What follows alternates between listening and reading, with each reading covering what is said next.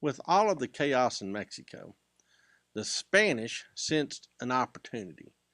King Ferdinand VII decided that now might be a time to reinsert Spanish troops and reassert Spanish authority.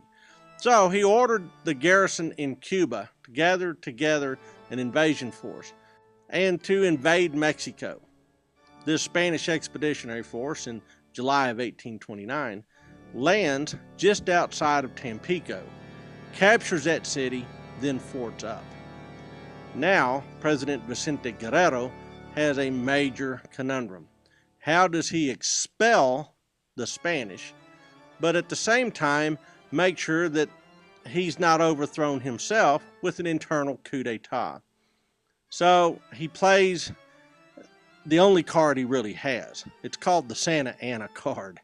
And he asked Santa Anna to take an army to Tampico and to expel the Spanish. Santa Anna takes the field. His army is poorly equipped, poorly supplied, and poorly paid. They attack the Spanish, and the Mexicans get clocked. I mean, it's not even close. The Spanish troops are led by veteran officers. These guys are well trained, they're well equipped, and they're dug in. So Santa Anna has to back up and essentially set out for a siege. And while he's watching the Spanish, he gets help from some unexpected allies. Two things. First was el vómito, or el vómito negro, the black vomit. We know it as yellow fever. It sounds so much happier when you call it yellow fever than the black vomit.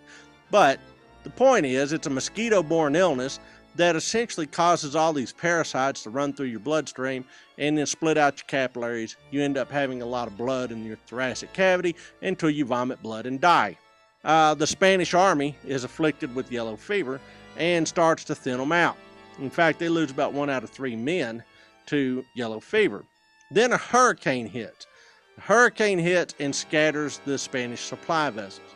So by September of 1829, the Spanish Expeditionary Force is in dire straits, and they come out of Tampico rather sheepishly and surrender to Santa Anna. And Santa Anna is declared a national hero. I believe the phrase is Benemérito de la Patria. He's the great benefactor of the nation. And essentially, he is now bigger even than Guerrero. This guy, Santa Anna, is now the talk of all of Mexico.